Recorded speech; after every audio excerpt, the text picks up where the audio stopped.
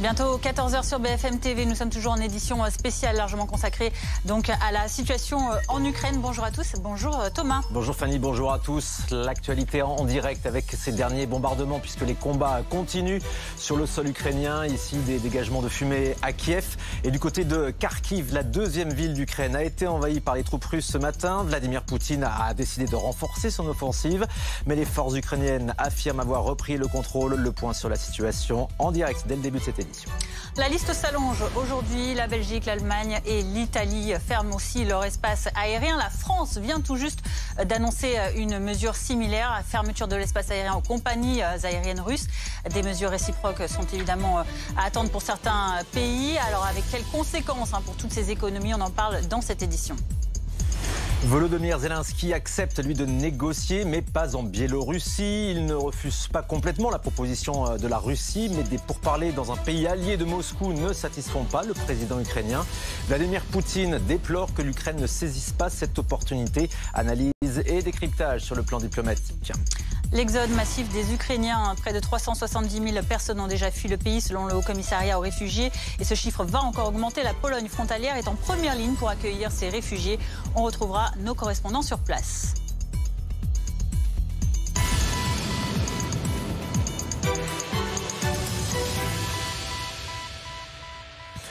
Quatrième jour de guerre en Ukraine et les combats se poursuivent. Ces images en direct de Kiev où un bombardement des forces russes a eu lieu. Vous voyez cet important dégagement de fumée. Les combats se poursuivent dans plusieurs villes du pays. Et cet après-midi, on va suivre particulièrement la bataille de Kharkiv. Car ce matin, les soldats russes avaient pénétré dans la ville. Mais les forces ukrainiennes affirment avoir repris le contrôle et être en train d'éliminer les troupes russes. Avant d'en parler avec nos invités, nos spécialistes, le point sur la situation à Kharkiv avec Thibaut Chemina. Ce sont des images filmées par l'armée ukrainienne dans Kharkiv. On y voit des engins militaires russes abandonnés, des munitions éparpillées au sol. Ici, c'est un véhicule qui a été incendié. Bien que l'Ukraine affirme que la ville est sous contrôle, les hommes de Vladimir Poutine continuent malgré tout à arriver. Les journées sont ponctuées par des bombardements incessants. Ici, les secouristes recherchent des survivants sous les ruines de ce bâtiment pulvérisé par un missile russe. Un habitant que nous avons joint par téléphone fait état d'une tension extrême. Actuellement, nous avons une cinquantaine de soldats russes à Kharkiv. Ils essayent de se cacher dans des immeubles résidentiels, donc c'est très dangereux pour les habitants. Hier, l'immeuble de mon voisin a été bombardé dans la nuit, vers minuit. Au moins une personne est morte. Jour après jour, les combats se multiplient à travers tout le pays. L'armée russe revendique aussi désormais l'encerclement de deux villes de 100 000 et 300 000 habitants, Kherson et Berdyansk. Situées entre les deux régions les plus contrôlées par la Russie, la Crimée et le Donbass. Nous avons détruit 975 installations militaires ukrainiennes depuis jeudi. Et nos militaires ont capturé 471 Ukrainiens. Offensive russe aussi à Donetsk. Cet immeuble a été éventré par un missile cette nuit. Cet habitant a échappé de peu à la mort. Pendant 1 heure, il y a eu énormément d'attaques. Et là, nous sommes 1 heure après le bombardement. La capitale ukrainienne continue elle aussi de vivre au rythme des bombardements, comme le montrent ces panaches de fumée. Ce dimanche, les rues de Kiev sont presque vides. Le couvre-feu a été décrété jusqu'à lundi matin. Et à Kharkiv, les habitants vivent désormais dans la terreur. Écoutez ce témoignage d'une habitante sur place. En fait, la ville de Kharkiv était bombardée toute la nuit, donc on a eu des gros dégâts. Et dans la matinée, ça a continué. On entend toujours des tirs, des bombardements. Mais il faut dire que les chars russes qui sont entrés cette nuit dans le centre-ville sont éliminés. Donc le contrôle sur la ville est complètement rétabli parce que la police nationale, l'armée ukrainienne, la population civile travaillent ensemble. Autre point de combat, Odessa, où on va se rendre maintenant en direct. Ce port au bord de la mer Noire, au sud de l'Ukraine. C'est un endroit stratégique qui est visé par l'armée russe. Et on est en ligne avec Stéphane Vetinadan. Vous habitez à Odessa, vous êtes cuisinier dans un hôtel. On imagine des jours extrêmement difficiles pour vous en ce moment. Comment se sont passées les dernières heures? Est-ce que vous nous entendez? Oui, excusez-moi. Non, j'ai pas entendu. Est-ce que vous pouvez répéter la question? Ça a coupé, j'ai pas entendu. Simplement, comment se sont passées ces dernières heures pour vous? Pour l'instant, c'est honnêtement calme. Enfin, là où je suis, moi, du moins. On a un petit problème de liaison, hein, décidément, avec Odessa. C'est sûr que les communications sont assez difficiles. On essaiera de retrouver donc ce cuisinier français à Odessa dans les prochaines minutes. Le plan diplomatique maintenant, Fanny. On a des invités en plateau avec nous aujourd'hui. Anthony Bélanger, éditorialiste politique et international BFM TV. Bonjour. Et Anthony, bonjour également au général Jérôme Pellistrandi. Bonjour. Consultant défense de BFM TV. Restez avec nous, on a retrouvé notre invité tout de suite, ce Français qui vit à Odessa. Rebonjour Stéphane. On vous demandait justement comment vous aviez vécu cette dernière nuit à Odessa. Non, visiblement des petits problèmes de liaison. On va essayer de reconnecter la liaison donc avec ce Français à Odessa. Nos deux invités sont donc avec nous. Anthony Bélanger, général Pellistrandi. On a vu à l'instant l'avancée des troupes russes. Vladimir Poutine a clairement renforcé son offensive compte tenu de la situation des 3 premiers jours. Il a mobilisé les armées qui étaient en réserve en Biélorussie. On parle de 2 ou 3 armées entières qui attendaient tout simplement que les autres aient fait le chemin d'avance pour ensuite les faire pénétrer. Il ne faut pas oublier que la Russie, contrairement à ce qu'on peut entendre à droite et à gauche, a mis en Ukraine les 2 tiers environ de ses forces, de sa capacité d'intervention totale de son armée de terre. Donc en fait, de sa marine et de la totalité de son armée. Donc on parle, vous savez, de chiffres énormes, 800 000 soldats, etc. Ça ne signifie pas qu'ils n'ont pas des réserves. Ça signifie simplement qu'ils ont mis vraiment un effort de guerre énorme en Ukraine et que les 200 000 hommes qu'on voit là, effectivement, représentent les 2 tiers de son armée totale. Le but est visiblement de double. D'une part, d'étouffer Kiev, c'est-à-dire prendre la tête pour prendre ensuite le corps, et ensuite de prendre des villes symboles importantes. Kharkiv en fait partie, effectivement, Kharkiv en fait partie, parce que c'est la 2e ville d'Ukraine et parce que c'est une ville qui est très mêlée, où on dit qu'il y a à peu près la moitié de la population qui serait russophone ou russophile. Et donc, le but, en prenant Kharkiv, c'est vraiment de démoraliser la population. C'est pas forcément un but militaire en soi, c'est un but symbolique et stratégique important. Général Pellistrandi, est-ce que tout de même on n'avait pas l'impression que le plan initial, le plan A, c'était vraiment de frapper fort sur Kiev et de la faire tomber rapidement, et que peut-être que parce que ça n'a pas fonctionné, les Russes se disent qu'ils vont peut-être étendre et changer la stratégie en étendant à d'autres villes importantes du pays? Oui, d'autant plus que Poutine a atteint le point de non-retour, c'est-à-dire qu'il n'a plus le choix maintenant. Il fait quoi? Il ne va pas dire j'arrête, on fait un cessez-le-feu, on a eu les territoires que l'on voulait. Là, il est obligé d'aller. Pourquoi? Parce que, en fait, même sa position pourrait être mise en jeu. On pourra en reparler sur le plan de la politique intérieure russe. Et donc, on voit manifestement, effectivement, à travers un certain nombre de signaux, que le plan A n'est pas allé jusqu'au bout et qu'il faut passer à un plan B, tout en disant que le plan A fonctionne. Donc, c'est quelque chose qui, effectivement, je pense qu'aujourd'hui, les généraux russes doivent être quand même dans une situation relativement difficile, parce que c'était pas ce qui était prévu. Il y a juste rajouter 2 choses.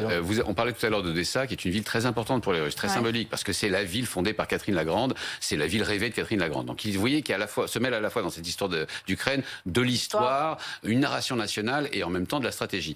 Pour la stratégie, je pense à Mariupol, qui est une ville qui se trouve vraiment collée au Donbass, qui est sur la mer d'Azov et qui est une ville aussi stratégique. Il semble que les Russes ne l'aient pas encore prise. Or, c'était un objectif stratégique depuis le début et ils avaient une armée tout près. Donc c'est montré que la résistance ukrainienne, et vous le disiez général, je parle sous votre contrôle, est plus importante que prévu, même s'il ne faut pas préjuger des 15 prochains jours. Je rappelle toujours que cette campagne ukrainienne est prévue pour durer, de la part de l'armée russe, entre 15 jours et 3 semaines. Il y a un conflit durable donc. Vous parliez d'Odessa à l'instant, on va y retourner donc, puisqu'on a retrouvé Stéphane, ce Français cuisinier qui vit à Odessa. On va voir avec vous justement comment s'organise votre vie quotidienne désormais. On parlait à l'instant du moral des habitants. Les bombardements sont évidemment des coups durs. Comment est-ce que vous vivez tout ça en ce moment? Écoutez, pour l'instant, à Odessa, il n'y a pas grand-chose. Honnêtement, c'est toujours assez calme. Moi, je suis allé encore dans le centre ce matin et j'ai pas vu, pas entendu de bombardement ou quoi que ce soit. Ça reste encore plutôt calme. Et est-ce que vous avez l'habitude, est-ce que vous avez observé par exemple que l'activité avait changé, avait particulièrement peut-être ralenti tout de même? Oui, on a quand même ralenti, mais ça c'est depuis le début du conflit. Depuis le début du conflit, on a fermé des restaurants et restaurants-cafés. On est revenu un peu à un régime, je dirais, de confinement. qui nous rappelle un peu le confinement. On a fermé les cafés, les restaurants, les transports en commun marchent que la journée, le soir, nous sommes en couvre-feu, donc le soir ne fonctionne pas. Voilà où on en est pour l'instant. Vous vous préparez à un conflit durable ? Honnêtement, je peux pas vous dire, je ne saurais pas vous dire, mais apparemment oui, je pense que oui. Je pense qu'on a quand même encore pour au moins, je pense encore 15 jours, 3 semaines. 15 jours, 3 semaines. Que comptez-vous faire en fonction de l'évolution du conflit dans votre ville notamment? Est-ce que vous allez rester dans le pays? Est-ce que vous envisagez peut-être de quitter l'Ukraine et de rejoindre pourquoi pas la France? Pour l'instant, tant que le conflit n'est pas trop fort en Ukraine, tant qu'en Ukraine ça restera comme c'est maintenant, pour l'instant je resterai. J'ai beaucoup trop d'intérêt ici, et contre mon travail, mon appartement, ma fiancée, tout ça, je peux pas pour l'instant partir, ce serait compliqué. Mais maintenant, évidemment, si oui, ça devient comme Kiev, évidemment, je pense que je partirai, bien sûr. On comprend très bien. Merci beaucoup d'avoir été en direct avec nous cet après-midi. Les sanctions maintenant contre la Russie, elles se multiplient. De plus en plus de pays ont décidé d'interdire leur espace aérien. La Russie, l'Italie, l'Allemagne, la Belgique, la Pologne, la République tchèque, l'Estonie, la Finlande, la Bulgarie et la France vient à son tour de prendre cette mesure. Alors pour en parler, nous sommes en direct avec Gérard Felzer, expert aéronautique. Merci de répondre à nos questions cet après-midi sur BFM TV, Gérard Felzer. Qu'on va retrouver dans un instant, décidément quelques problèmes de liaison cet après-midi. Sur cette interdiction de l'espace aérien, Anthony Bélanger, ce sont des mesures importantes qui vont impacter le trafic aérien mondial. Alors, ce sont avant tout des mesures symboliques, mais symboliques parce que tout simplement, elles n'affectent... Enfin, on voit bien que le trafic aérien entre Moscou et l'Europe est de toute façon affaibli et réduit à pas grand-chose. Par contre, ce qui est très important, c'est que des pays neutres au sein de l'Europe, ne faisant pas partie de l'OTAN, aient pris les mêmes décisions. Je pense à l'Irlande, à l'Autriche et à la Finlande. C'est une rupture nette dans leur politique de neutralité. D'habitude, c'est le genre de mesures qu'on ne prend pas quand on est un pays neutre. Ce qui montre bien l'inquiétude de ces pays, notamment de la Finlande, qui se trouve à avoir quelques milliers de kilomètres de frontières avec 1400, je crois, kilomètres de frontières avec la Russie, et qui sait ce que c'est qu'une guerre avec la Russie, parce qu'elle en a conduite une, et d'ailleurs elle a battu les forces russes à leur propre jeu. C'était il y a longtemps. Ce que j'essaye de dire par là, c'est que pour un pays comme la Finlande, décider de tout à coup interdire son espace aérien en russe, c'est vraiment une rupture nette dans une politique de neutralité que la plupart de ces pays ont depuis la fin de la Seconde Guerre mondiale. Et justement, eu égard à la Russie. Donc ça montre qu'il y a vraiment en Europe en ce moment une espèce de révolution copernicienne, y compris dans la manière dont ces pays envisagent leur défense de demain. Alors, on a retrouvé Gérard Felzer, il est avec nous. Bonjour Gérard Felzer, vous êtes expert aéronautique. On vous posait cette question justement suite à toutes ces fermetures d'espace aérien qui se multiplient de jour en jour. Aujourd'hui sont ajoutés, donc on le disait, l'Allemagne, la Belgique, l'Italie et donc maintenant la France. Ces compagnies russes qui ne peuvent plus atterrir sur ces pays que l'on voit sur cette carte, qu'est-ce que ça veut dire concrètement de ces interdictions? Elles ont quoi comme conséquences concrètes? Alors d'abord, il ne faut pas confondre les droits de trafic et les interdictions de survol de l'espace aérien. Les droits de trafic, c'est une conséquence économique et politique, et les survols, c'est politique, mais aussi sécuritaire. On a vu avec la disparition de l'avion de Malaysia en 2014, quand il s'est fait tirer dessus, en Ukraine justement. Donc on est à la fois prudent et à la fois on veut isoler la Russie de toutes ses contingences et ses liens avec le reste du monde. Alors, est-ce que ça va être efficace? On ne sait pas, mais en tous les cas, il y aura certainement des dommages assez lourds pour la Russie, mais aussi pour les compagnies européennes.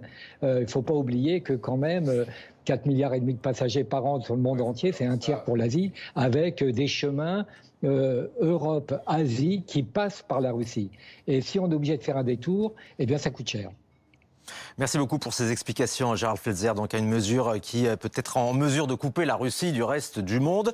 Dernière minute sur BFM TV, on apprend à l'instant que Vladimir Poutine annonce mettre en alerte la force de dissuasion russe. Concrètement, qu'est-ce que ça signifie? On va aller à Moscou tout de suite en direct, retrouver notre correspondant sur place, Jean-Didier Revoin. C'est une annonce très forte de Vladimir Poutine dans ce conflit. Mais oui, écoutez, ça veut dire que s'il demande à l'armée de mettre d'ordonner aux forces de dissuasion spéciale, aux forces d'agir selon un mode, aux forces de dissuasion d'agir selon un mode spécial, cela veut bien dire qu'il passe à l'offensive. On le sait depuis hier, il a ordonné une offensive élargie sur l'ensemble de l'Ukraine. Quant aux origines de sa décision, on n'a pas les clés pour pouvoir la décrypter. On sait que Vladimir Poutine décide seul de l'opération, de sa stratégie, de l'adaptation de la stratégie en fonction des résultats obtenus sur le terrain et des opportunités qui se présentent. Et cela veut-il dire que l'opération ne va pas assez vite? Est-ce que la résistance des forces ukrainiennes n'est pas de son goût et qu'il veut aller le plus vite possible? Ou alors, est-ce que c'est simplement la suite logique du plan qu'il a conçu et dont lui seul, ainsi que ses généraux, sont au courant? Il est encore trop tôt pour le dire, mais ça signifie vraiment qu'il y a une évolution dans ce conflit. Merci Jean-Didier Revoin. Nous a rejoint Patrick Sauce en plateau, éditorialiste politique international BFM TV, pour parler justement de cette annonce du président russe. On n'a pas vraiment l'impression que c'était préparé finalement. Enfin, là on contredit peut-être un peu Jean-Didier Revoin, mais cette déclaration, cette force de dissuasion, c'est pas quelque chose auquel on pouvait s'attendre, même de la Russie. Écoutez, j'ai tout simplement du mal à trouver mes mots. Enfin, c'est une émotion non feinte. Ça fait depuis Hiroshima que cette question est un tabou. Enfin, je m'exprime avec la plus grande des gravités. On a beaucoup parlé ces derniers jours des formes d'expression, notamment de Jean-Yves Le Drian, en disant, vous voyez, l'OTAN, c'est une force nucléaire aussi. Ça s'appelle la dissuasion.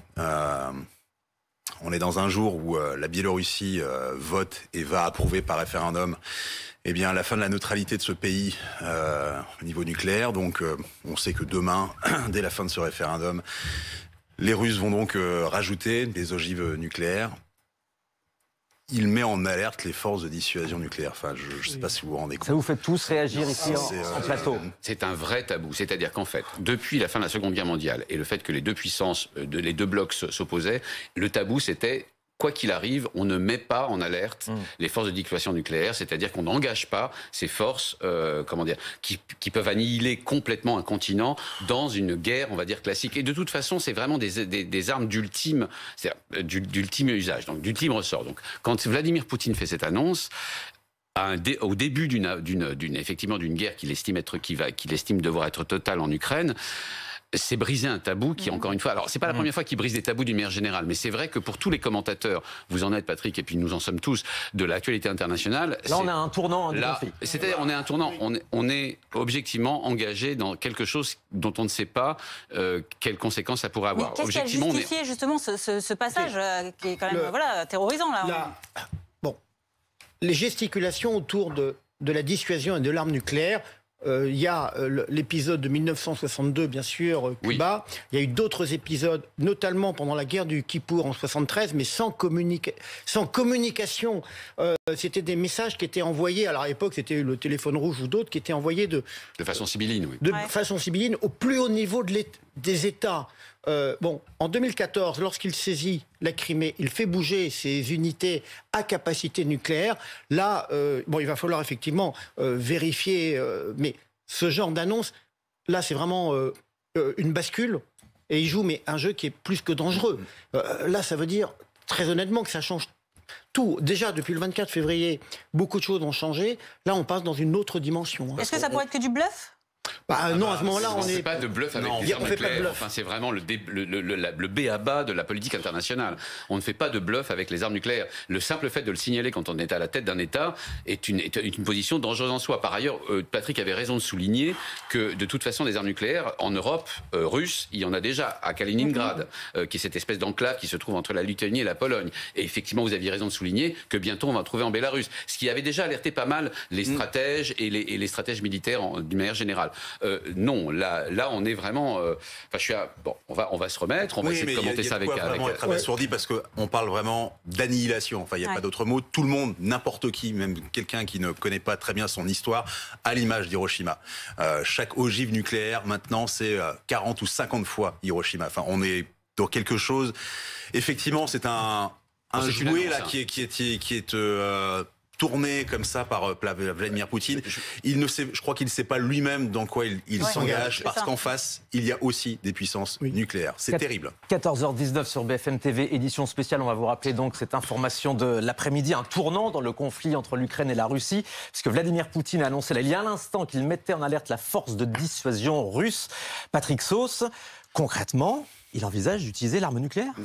Écoutez, moi je connais pas. Je sais comment ça se passe avec la France, avec la permanence de la dissuasion nucléaire. C'est-à-dire que depuis le début des années 60, vous avez toujours un avion français qui vole au-dessus de la France, qui fait le tour de la France avec la bombe atomique. Et quelque part dans le monde, sous les océans, vous avez un sous-marin nucléaire, lanceur d'engins, un SNLE, parti de l'île Longue à Brest, qui a toujours la bombe atomique. Ça, c'est la permanence. C'est ce qui fait qu'on reste indépendant. Ensuite, mettre en alerte sa force de dissuasion, ça veut dire que, en fait, il n'y avait pas de permanence là-dessus. On reste encore sur dissuasion. Enfin, nous, Poutine fait ce qu'il veut, mais nous, on reste quand même accrochés aux mots. C'est-à-dire qu'on n'est pas dans l'attaque nucléaire. Mais évidemment, s'il se sent inquiété, s'il pense que lorsqu'on livre des armes défensives aux Ukrainiens, on devient des co-belligérants à ses yeux, il se sent attaqué. Mais pareil, j'essaie de retrouver ma lucidité, mais attaquer quoi ? Enfin, qu'est-ce qu'on bombarde de façon nucléaire ? Puisque, encore une fois, on ne bombarde pas, on annihile. Alors, il faut... Alors maintenant qu'effectivement, nous avons dépassé le moment de la stupéfaction, parce que c'est vraiment un argument de dernier. Il va falloir peut-être revenir un petit peu au calme. C'est-à-dire que... comment dire, la Russie fait cette annonce probablement parce qu'elle veut briser un tabou. Probablement aussi parce qu'elle veut frapper les esprits. Ça marche très bien, vous avez vu.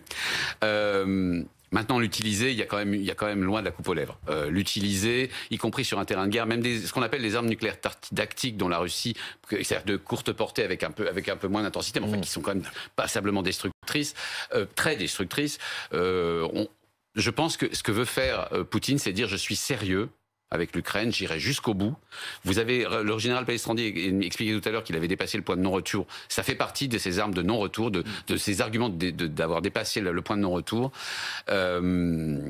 Voilà, donc c'est pas la guerre atomique pour demain. Hein. C'est ça que j'essaie quand même de dire à nos téléspectateurs. Mais c'est un peu le sentiment qu'on peut avoir. Oui, non, justement. Donc on va se calmer, on va reprendre les choses. C'est a priori, c'est une annonce faite par le gouvernement russe. C'est effectivement briser un tabou. C'est effectivement très dangereux parce que ça signifie que tout simplement les autres forces de dissuasion en Grande-Bretagne, en France et puis aussi à l'OTAN vont elles aussi être mis en alerte. Là, toutes les étapes deviennent délicates. Mais ça veut dire simplement qu'il a atteint un point de non-retour. Est-ce que quelle pourrait être la réponse du coup des pays de l'OTAN à cette menace ? Par exemple, typiquement, la Pologne. La Pologne est en première ligne. Je ne serais pas surpris. Il faut pallier un rappel avec l'Ukraine. Bien sûr, je serais pas surpris que la Pologne dise je mobilise mon armée. Vous voyez. Et donc on rentre dans un engrenage extrêmement dangereux. Avec, effectivement, je le répète, Poutine a dépassé le point de non-retour. Or, le problème, c'est quand vous avez dépassé le point de non-retour, vous allez jusqu'où ? Voilà. Enfin, on a toujours l'impression qu'il a passé un nouveau point de non-retour et là, on va encore plus haut. Si, effectivement, il avait pris Kiev en 48 heures, mais bon, après, ça voulait dire qu'on ouvrait, entre guillemets, des négociations. Sur quelle base ? Bon, ça, on peut en discuter, mais là, on voit bien que ça s'enlise, que la bataille médiatique, il a perdu la bataille médiatique dans le monde entier, à part Maduro et puis Bachar al-Assad qui va... quand vous voyez les images de réfugiés qui font le tour du monde, il y avait ces images de civils qui ont empêché les chars d'avancer. Bon, donc là, qu'est-ce qui lui reste aujourd'hui ? Qu'est-ce qui lui reste ? Bon. Poursuivre l'affrontement jusqu'au bout. On vous redonne la parole dans un instant, Tony Bélanger. C'est un tournant dans ce conflit parce que c'est la première fois que Vladimir Poutine fait cette annonce de dissuasion d'armes nucléaires. Bien sûr, enfin, c'est plus qu'un tournant. Il va falloir retrouver des archives, je pense 62, je vois pas d'autres exemples de mise en alerte. Oui, c'est ça.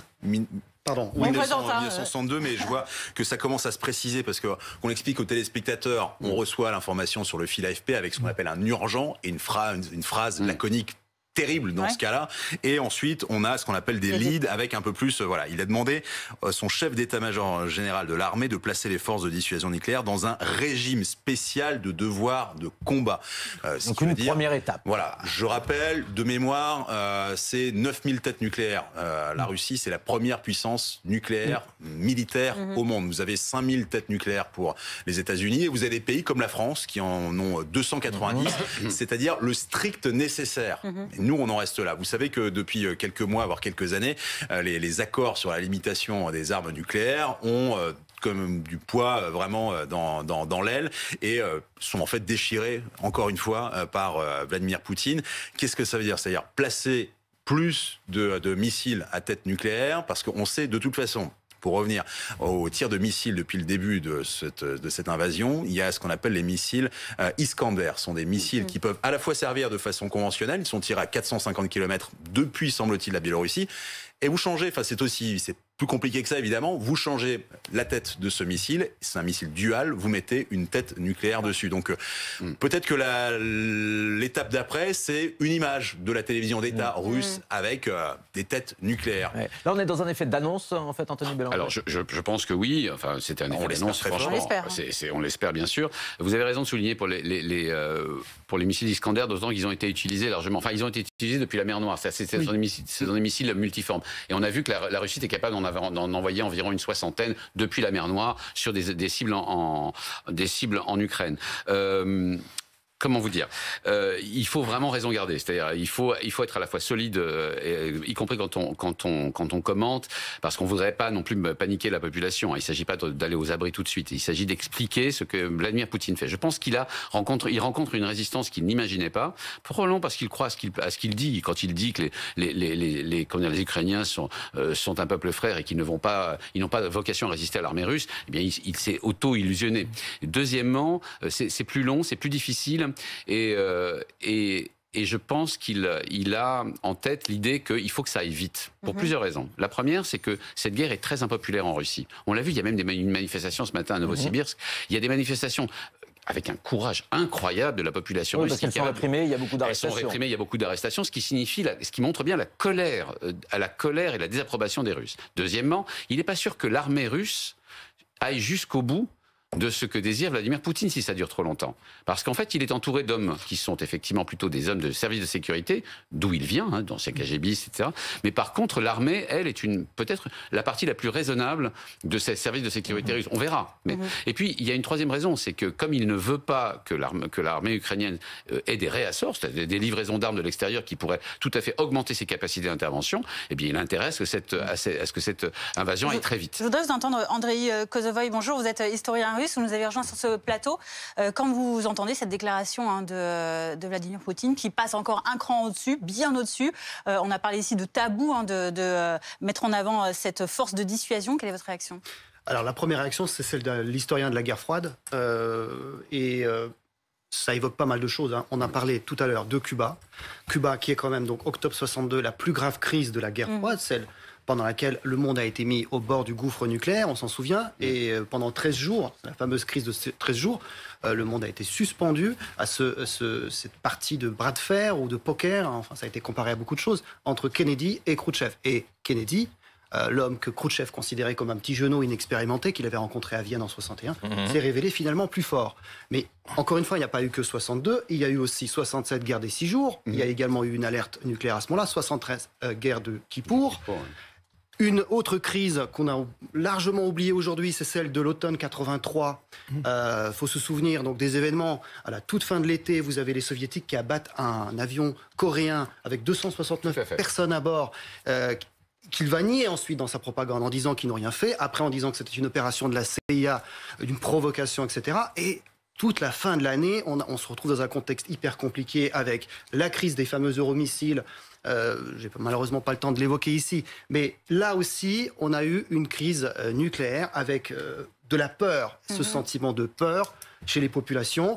Et après une crise qui a été largement oubliée, que je me permets de rappeler ici, janvier 95, Boris Yeltsin quelqu'un qu'on associe aujourd'hui aux meilleures heures des relations américano-russes, n'est-ce pas? En janvier 1995, Boris Yeltsin a mis les forces nucléaires russes en alerte après le lancement d'un missile norvégien. Donc c'est pour raviver ce sentiment de peur que Poutine fait ça. Ce qui est fascinant dans ce que vous dites, ce qui est très intéressant, c'est qu'en fait, on est obligé aujourd'hui, en 2022, de reprendre le bréviaire de la guerre froide. Il vaut mieux être un tout petit peu solide, parce que le bréviaire de la guerre froide, c'est la réponse graduée à des opérations militaires. Et donc, ce qui étonne probablement nos téléspectateurs, c'est qu'on avait l'habitude depuis, 50 ans, enfin en tout cas 30 ans, d'avoir une espèce d'Europe en paix, fausse guerre, on ne sait pas. Mais enfin, en tout cas, on n'avait plus ce bréviaire, cette orthographe, cette grammaire de la guerre froide. C'est un plan qu'on ne connaissait pas. Qu'il va falloir reprendre et avec lequel il va falloir... On a désormais les raisons qui ont été données parce que c'est une déclaration à la télévision. C'est sa première déclaration depuis... Alors, on va écouter Vladimir Poutine en direct. Красные лица ведущих стран НАТО допускают и агрессивные высказывания в адрес нашей страны. Поэтому il y a certaines déclarations d'hostilité. C'est pourquoi j'ordonne au ministre de Défense et au chef d'état-major de mettre nos forces de dissuasion dans un régime spécial de service de combat. Bien reçu. J'ai le début de la phrase, parce qu'en fait c'est du direct mais à la russe version Poutine, c'est-à-dire que ça a déjà été diffusé. Le début de la phrase face au secrétaire à la Défense, effectivement en grand uniforme de combat, non seulement les pays occidentaux prennent des mesures économiques hostiles contre notre pays, donc on comprend que c'est dissuasion nucléaire contre les sanctions financières. On va réécouter Vladimir Poutine, le son est revenu, Patrick Sauce, et on va développer avec vous juste après. Нашей страны. Поэтому приказываю министру обороны и начальнику генерального штаба au ministre et au chef d'état-major de mettre nos forces militaires, nos forces de dissuasion dans un régime spécial de service de combat. On a entendu en tout cas deux raisons. Est-ce qu'on a la suite de la déclaration? On a plein de choses à commenter, c'est intéressant. C'est vrai. Voilà donc pour cette déclaration de Vladimir Poutine, enregistrée, Patrick Sauce. Deux raisons. Et voilà ce qu'il explique. Je lance l'alerte nucléaire parce qu'il y a eu des sanctions économiques. Ça vous donne une idée un peu quand même de l'escalade. Deux, je lance l'alerte nucléaire parce qu'il y a eu des déclarations agressives de pays de l'OTAN. Donc vous imaginez, encore une fois, des sanctions financières. On parlait, mais je crois que c'était une tournure d'esprit qui paraît totalement dérisoire maintenant. Ah, vous savez, SWIFT, déswifté, enlevé à la Russie. C'est l'arme nucléaire. Pardon, ce n'était qu'une tournure d'esprit, mais il semble que Vladimir Poutine l'ait pris totalement au mot. Et déclaration agressive de pays de l'OTAN, on peut penser simplement à la Pologne qui a peur, à des pays comme la Roumanie qui avaient peur, des déclarations de peur simplement. Et face à ça, vous avez donc non pas l'alerte nucléaire, mais en fait une mise en condition des forces de combat. La France, on en fait partie? Alors, de ces pays que Vladimir Poutine considère comme hostiles? Mais ça dépend si il estime hostile la déclaration d'Emmanuel Macron annonçant un déploiement dans le cadre de l'OTAN de plusieurs centaines d'hommes en Roumanie, donc toujours pas en Russie, et en Estonie, toujours pas en Russie. D'autres pays l'ont fait aussi, donc est-ce qu'il a trouvé ça hostile? Je rappelle que les pays européens ont fait jusqu'ici, en tout cas, toujours très attention à envoyer et annoncer la livraison d'armes défensives aux Ukrainiens. Jusqu'ici, les Français, qu'est-ce qu'on a livré?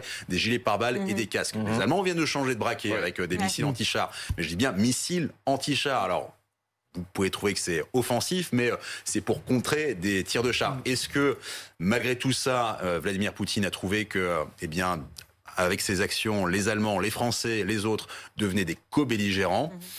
C'est possible.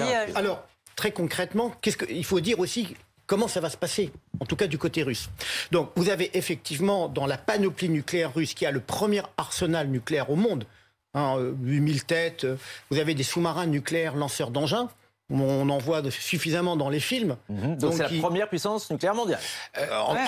Quantitativement. Oui. Quantitativement. En déclaratif. Voilà. Vous avez des missiles qui sont dans des silos souterrains. Vous avez des missiles qui sont sur des camions remorques prêts à être tirés. Donc ça veut dire qu'effectivement, vous avez en permanence ces sous-marins qui sont en alerte. Il y a plusieurs sous-marins qui sont en alerte. Mais ça veut dire qu'il met effectivement en alerte tout le reste. C'est-à-dire que ces unités, généralement, elles sont, en temps normal, en temps de paix, elles s'entraînent, mais elles sont dans un régime, on va dire, normal. Là, vous voyez, c'est exactement comme quand on passe en édition spéciale. C'est-à-dire qu'on fait... Donc, c'est un signal terrible, envoyé au monde entier, il faut être honnête. C'est pas uniquement envoyé à l'OTAN. Donc, et quand on voit... cette déclaration extrêmement courte avec ses motifs, j'avais dit qu'il avait dépassé le point de non-retour, on a la confirmation. On peut... Un cran au-dessus. Oui, un cran au-dessus. Ce qu'on peut dire quand même, c'est que s'il parle de pays qui font des déclarations hostiles, je pense qu'il pense à l'Allemagne. Je pense qu'il pense au changement de braquet de l'Allemagne, il s'y attendait pas. L'Allemagne qui non seulement livre des armes, mais qui a porté son budget militaire à 100 milliards d'euros, c'est-à-dire ce matin, c'est-à-dire 2 fois le budget militaire de la France, 1 fois et demie celui de la Russie. Donc pour un Russe qui est conscient de l'histoire et qui voit tout à coup le budget militaire de l'Allemagne augmenter passer à 100 milliards de dollars, effectivement, c'est 100 milliards d'euros. C'est une preuve d'hostilité ultime. Disons qu'en fait, c'est très frappant. Par ailleurs, il y a des mesures économiques effectivement qui ont été prises et qui sont vraiment dommageables à la Russie. La partie SWIFT, on peut en discuter pendant des heures. Par contre, le gel ou l'incapacité pour la Banque centrale russe d'utiliser ces 650 milliards de dollars de réserve, dont 100 milliards sont passés à l'extérieur de la Russie, ça, c'est beaucoup plus embêtant pour la Russie. Parce que ça obère la capacité d'intervention de la Banque centrale sur son propre marché. Et donc, il y a là une vraie volonté de punir et de ruiner, en fait, la Russie à court et moyen terme. Et c'est probablement l'ampleur de ces sanctions économiques. On a beaucoup glosé sur le côté petit bras des Européens et des Américains. Là, l'ampleur de ces sanctions économiques, ont probablement dû en partie étonner Vladimir Poutine. D'ailleurs, le chancelier allemand, Olaf Scholz, déclarait ce matin que le monde était entré dans une nouvelle ère. C'est ce que disait Emmanuel Macron il y a quelques jours, et ils ont raison. On va revenir dans un instant sur ça, on va largement avoir le temps de l'évoquer. On va prendre le pouls à Moscou. Je vous propose de rejoindre Jean-Didier Rovoin. Vous êtes toujours avec nous, notre correspondant sur place. Donc, changement de stratégie, encore une fois, par Vladimir Poutine, qui passe un cran au-dessus et donc propose cette force de dissuasion russe. Comment on réagit dans le pays ? Mais écoutez, la décision est tombée il y a quelques minutes. Les dépêches, les agences russes finissent à peine de retranscrire les dépêches. Ça dénote, comme vous l'avez dit, effectivement un nouveau palier, un nouveau cap dans cette campagne ukrainienne des forces russes, dont le Kremlin a dit que Vladimir Poutine était le principal cerveau. C'est lui qui décide de l'offensive, qui décide d'adapter la stratégie en fonction des résultats obtenus sur le terrain et des opportunités qui se présentent. Visiblement, vous l'avez dit, le renforcement du budget militaire de l'Allemagne, couplé à plusieurs déclarations que la Russie a perçues comme hostiles de la part de pays de l'OTAN, sans oublier le fait que Jean-Yves Le Drian, il y a quelques jours, mettait d'une certaine façon en garde Vladimir Poutine en lui rappelant que l'OTAN était une alliance défensive dotée de l'arme nucléaire. Tous ces éléments mis bout à bout avec peut-être une campagne qui n'avance pas assez vite en Ukraine, selon le président russe, peut expliquer peut-être ce changement de braquet, ce passage à cette poursuite de l'escalade qui atteint un niveau dont on voit mal comment il pourrait aller plus loin sans dégénérer complètement, ou alors redescendre, c'est très compliqué. Et quel est le sentiment qui prédomine actuellement, donc en dehors des titres, vous disiez des dépêches qui sortent dans le pays, est-ce que vous avez le sentiment que ça inquiète du coup la population en Russie ? Bien, si vous voulez, les Russes étaient relativement acquis à l'idée d'une opération militaire circonscrite dans le Donbass et ses alentours pour venir au secours des populations russophones. Le fait que Vladimir Poutine s'est lancé une attaque de grande ampleur contre l'Ukraine a surpris beaucoup de monde. Le fait qu'il ait décidé hier d'élargir l'offensive a continué à répandre une certaine incompréhension, stupeur au sein de la population. Et là, ce passage à la mise en alerte des forces nucléaires est quand même un pas supplémentaire. Comment est-ce que les gens réagissent ? Comment est-ce qu'ils vont réagir ? Est-ce qu'ils vont continuer à le soutenir ? Est-ce qu'ils vont se retourner subitement contre lui ? C'est tout le but des sanctions économiques très lourdes qui ont été prises contre la Russie. Mais il est encore trop tôt pour vous donner une image précise de l'opinion publique en Russie. Bien, merci beaucoup Jean-Didier Revoin, 14h38, édition spéciale sur BFM TV. On vous rappelle donc l'annonce de Vladimir Poutine il y a quelques minutes qui a annoncé qu'il mettait en alerte la force de dissuasion russe. Il s'en est expliqué à la télévision. J'ordonne au ministre de la Défense et au chef d'état-major de mettre donc les forces de dissuasion de l'armée russe en régime spécial d'alerte au combat. Nos invités sont avec nous pour analyser donc la situation en temps réel. Général Jérôme Pellistrandi, comment vont réagir les Ukrainiens à cette annonce? Est-ce que c'est en mesure de les faire plier, de cesser les combats? Alors, concernant les Ukrainiens, non. Alors d'abord, il faut que l'information arrive. Ceux qui combattent, ils sont, vous savez, sur le terrain, dans leurs blindés, sur les barricades. Préoccupations pour l'instant. Ouais, là, pour le moment, c'est celui qui est en face. Le message, il n'est pas tellement adressé aux Ukrainiens. Parce que les Ukrainiens, de toute façon, ils se battront jusqu'au bout. Il est adressé à l'Europe, il est adressé aux États-Unis, il nous est adressé. Donc on change de nature de conflit. Ouais, l'ennemi n'est plus uniquement l'Ukraine aujourd'hui. On le voit, c'est la communauté internationale. Non, mais il a toujours dit. L'idée, grosso modo, c'est n'intervenez pas. C'est-à-dire arrêtez avec vos sanctions, arrêtez avec vos livraisons d'armes. La Russie, l'Ukraine, c'est mon domaine. Et ça, il ne va pas l'obtenir. C'est-à-dire que je pense que la mobilisation à la fois des pays de l'OTAN d'une manière défensive, mais aussi des États-Unis en s'associant à l'OTAN, à l'Europe sur des sanctions économiques, il ne l'obtiendra pas. C'est vrai que ces derniers jours, il y a eu une espèce de litanie comme ça de livraison d'armes les uns et les autres, les Belges, les Néerlandais, les Français, les Allemands et les Allemands, c'est particulièrement étonnant, commençaient à annoncer des livraisons d'armes à l'Ukraine. C'est probablement ça que Vladimir Poutine a en tête quand il parle de déclarations hostiles ou du moins de livraisons hostiles. Et ce qu'il essaye de dire là, c'est que ne jouez pas avec ça. Je suis capable d'aller encore plus loin. Est-ce qu'il l'obtiendra? Moi, je ne pense pas. Andrei Kosovoï, est-ce que là, c'est une démonstration de force de plus de Vladimir Poutine ou au contraire, peut-être une marque de fébrilité extrême d'arriver à ce point? Oui, on a du mal à savoir exactement ce qu'il pense. Quand on voit ce visage, manifestement, il accuse le coup sur ces images, clairement un visage fatigué. En même temps, un contrôle de ses émotions. Enfin, le débat est très polarisé, encore une fois. Est-ce qu'il fait, entre guillemets, son coup de chef? Est-ce qu'il y a une partie de poker qui est en jeu actuellement? Est-ce qu'il attend que les Occidentaux cèdent à ses demandes, donc de négociation? Je ne sais pas ce qu'il veut faire exactement.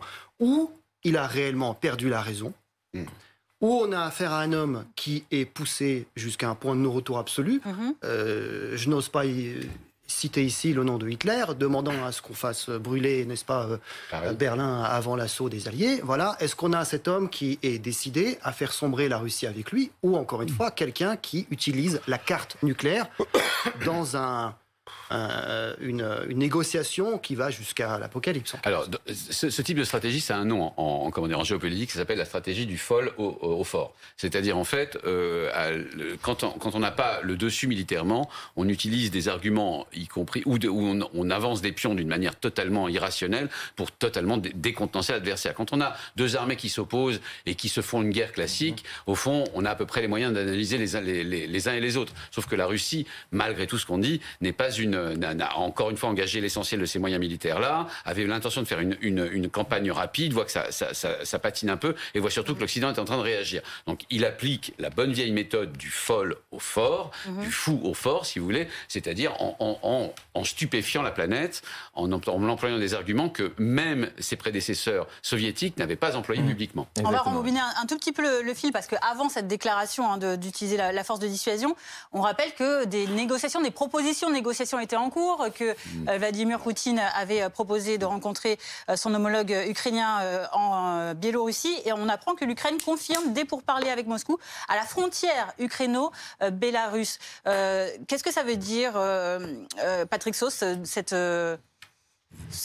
Ukraine qui accepte finalement d'aller ça veut dire que pour discuter à ce stade, on avait fini par l'oublier avec l'invasion, mais depuis le début de cette crise, il y a deux fronts. Il y a le front entre la Russie et l'Ukraine, et il y a le front entre la Russie et l'Occident.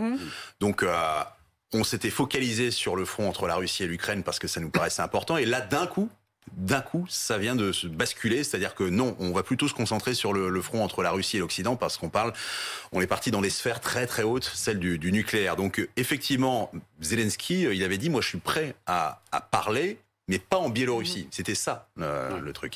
Ensuite, il faut vraiment prendre l'habitude, en tout cas jusqu'à ce discours sur le nucléaire, À chaque fois que Vladimir Poutine parle, il faut l'écouter, mais il faut aussi rembobiner le discours d'avant. Et avant que Vladimir Poutine dise « négocions en Biélorussie », il avait dit « on négociera quand les Ukrainiens auront rendu les armes ». Et ça, évidemment, c'est une négociation impossible parce que ça ne s'appelle pas un cessez-le-feu ensuite, ça s'appelle une capitulation. Donc là, on a trouvé, effectivement, à la frontière, une espèce d'entre-deux. Mais encore une fois, faisons bien la différence entre ce qui se passe entre l'Ukraine et la Russie. Lorsque vous posiez la question au général Pélustrandi, qu'est-ce qu'on en pense sur le front ? Effectivement, ils ont autre chose à penser. Et l'autre front qui d'un coup vient de se chauffer mais d'une façon totalement inédite dans l'histoire depuis 1962, c'est le nucléaire. Et là, on attend vraiment la réaction d'Emmanuel Macron. On a demandé à l'Élysée s'il y avait une prise de parole qui était prévue, de Olaf Scholz, quoique lui n'est pas une puissance nucléaire. Mais de Joe Biden, surtout. Il est 8h44. Et de Boris Johnson, qui lui aussi a la bombe nucléaire. Les États-Unis vont se réveiller, effectivement. On ne fait pas la guerre avec ses amis, hein. On fait pas la paix avec ses amis. Donc qu'il y ait des négociations en terrain neutre, de toute façon, il y en aura tout au long de cette guerre. La question est de savoir si l'une ou l'autre partie a envie de céder. Pour l'instant, ce sont les armes qui parlent. Donc ils vont discuter, probablement trouver un endroit où discuter, mais c'est sûr que les opérations vont continuer. Et les armes qui parlent, notamment à Kiev, la capitale ukrainienne, qui résiste. Il y a encore eu des bombardements. Les troupes russes sont toujours en train d'attaquer la ville et on va précisément se rendre à Kiev tout de suite avec Alexander Kerry, notre correspondant, avec ces dernières annonces que vous avez suivies, cette Russie qui annonce mettre en alerte sa force de dissuasion. Comment réagissent les populations en ce moment là où vous vous trouvez à Kiev ? Je pense comme tout le monde en Occident, c'est à partir du moment où on parle de nucléaire, ça fait effectivement peur à tout le monde. Nous, on voit en tout cas ce qui est vu. Je vais pas parler bien entendu au nom de tous les Ukrainiens, mais une perception de faire chanter l'Occident au niveau de l'Ukraine, c'est-à-dire que mettre pression sur l'Occident pour arrêter de supporter l'Ukraine et pour pousser l'Ukraine aux négociations de paix avec Poutine. Voilà, c'est-à-dire que cette guerre dure trop longtemps au goût de Poutine, donc c'est un moyen de mettre la pression et surtout de doter son soutien, de soutien de l'Occident à l'Ukraine. Mais c'est intéressant parce que Kiev résiste effectivement. Les troupes russes ne sont pas rentrées dans la ville. Non, les troupes russes ne sont pas rentrées dans la ville. Il y a eu des incursions depuis toute la nuit. Il y a eu des tentatives d'incursion, des tentatives de sabotage notamment. Tout à l'heure, on a entendu depuis 1 heure, on a entendu 3 explosions. Donc, vous auriez pu me voir dans le corridor là il y a quelques minutes.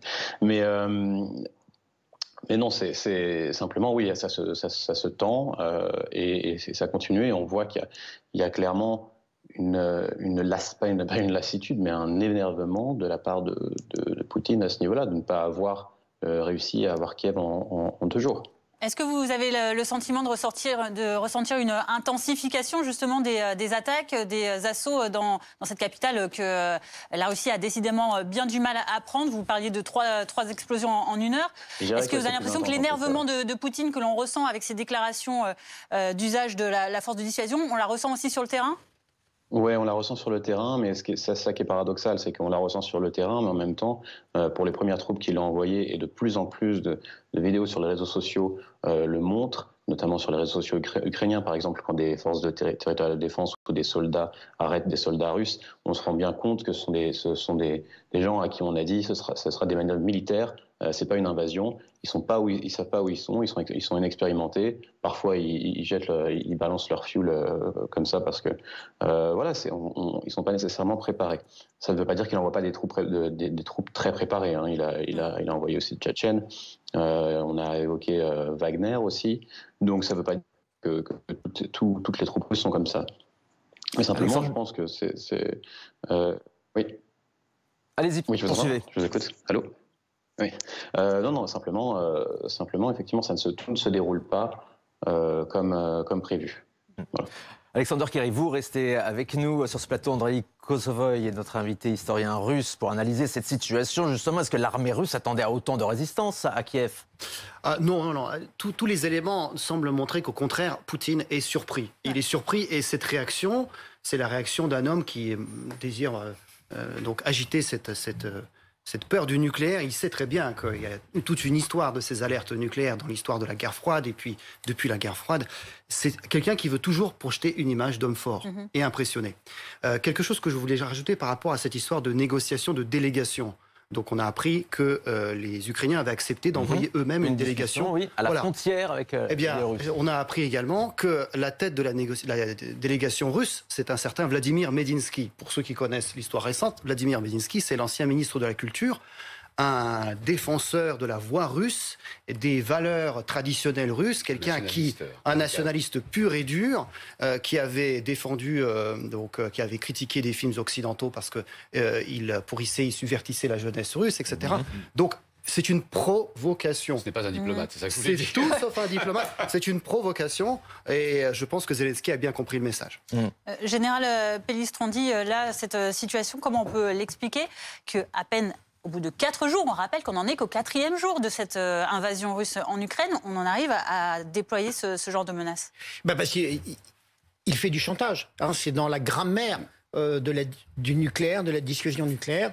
Ça veut dire aussi qu'il a effectivement beaucoup de difficultés sur le terrain, qu'il doit y avoir des pertes beaucoup plus importantes qu'envisagées. Donc il va falloir qu'il rende des comptes à son opinion publique. Donc effectivement, quand vous avez dépassé le point de non-retour, vous êtes dans un engrenage où vous essayez de trouver ce qui vous permet d'aggraver la situation. Et bien entendu, en rejetant la faute, non pas sur lui, mais sur les méchants ukrainiens qui finalement résistent. C'est tous des nazis. C'est nazis sur l'OTAN qui agresse la Russie. Voilà, donc il faut qu'il ait ce narratif. La problématique, c'est qu'il y a ce narratif et puis après il y a la réalité du terrain. Et c'est ça ce qui est extrêmement inquiétant donc cet après-midi. Quand on écoute un peu le discours de Poutine, ces derniers mois, parce que j'ai pris la peine de les lire, on est un petit peu sidéré par le type d'argument qu'il utilise. Enfin, il traite le pouvoir ukrainien de nazis addicts à la drogue. Ouais. Enfin bon. Il y a un langage de la terreur qui est utilisé par Poutine, et ce depuis le début. Je rappelle par exemple qu'il a expliqué qu'il allait envoyer sur place, ou l'armée russe a expliqué qu'ils allaient envoyer sur place des brigades tchétchènes. Ce qui est clairement, pour les Russes comme pour les Ukrainiens, le signe qu'il allait envoyer des barbares. Enfin, c'est ça que ça veut dire. Des barbares en Ukraine pour mater la résistance. Donc il y a un langage à la destination des Ukrainiens, mais aussi des Européens, enfin surtout des Ukrainiens, de ne résistez pas, sinon on vous envoie le pire de ce qu'on a. Peut-être que cette annonce de mise en alerte des forces nucléaires russes, des forces de dissuasion nucléaire russes, est aussi une façon de dire ne résistez pas, sinon le feu vous tombera. Je rappelle quand même que Vladimir Poutine est cet homme qui a littéralement détruit Grozny sous un tapis de bombes, tuant 1/5 de la population de la Tchétchénie, 200 000 personnes sur 1 million. Donc si jamais... C'est un peu ce que tout le monde craint en fait en sous-main. C'est-à-dire que si jamais il sent que ça patine en Ukraine, que ça commence à durer, il pourrait prendre des décisions de cet ordre. En tout cas, il l'a déjà fait, c'était en 2000 en Tchétchénie. Et Patrick Sauce, ça va donner quoi alors? C'est pour parler avec l'Ukraine et la Russie? Alors, vous m'auriez parlé de ces pourparlers il y a 2 heures avant l'annonce de Vladimir Poutine. Je vous disais, enfin, on a réussi à trouver. Mais là, ces pourparlers vont se passer alors que vous avez des lance-missiles qui commencent à se soulever. Enfin, on va rappeler quand même que Vladimir Poutine, échaudé par les sanctions financières, enfin, je pèse les mots, enfin, je crois qu'on a encore du mal à réaliser. Échaudé par les sanctions financières, échaudé par les déclarations agressives. Je cite le président de la Fédération Russie, les déclarations agressives de pays membres de l'OTAN. Le président, Vladimir Poutine, décide de mettre en alerte de combat sa force de dissuasion nucléaire. Coup de force, ça me paraît un peu léger, en fait, comme expression. Donc, effectivement, des pourparlers, même à la frontière, ce qui nous paraissait vraiment être un premier point et un premier pas vers le cessez-le-feu, ce qui nous concernait et concernait les Ukrainiens le plus directement possible. Là, il y a une ombre au tableau. C'est donc un tournant qu'on vit cet après-midi en direct sur BFM TV, tournant dans ce conflit entre l'Ukraine et la Russie, avec cette annonce de Vladimir Poutine qui met en alerte sa force de dissuasion, notamment des armes nucléaires. On y revient évidemment dans un instant sur BFM TV, édition spéciale toute la journée.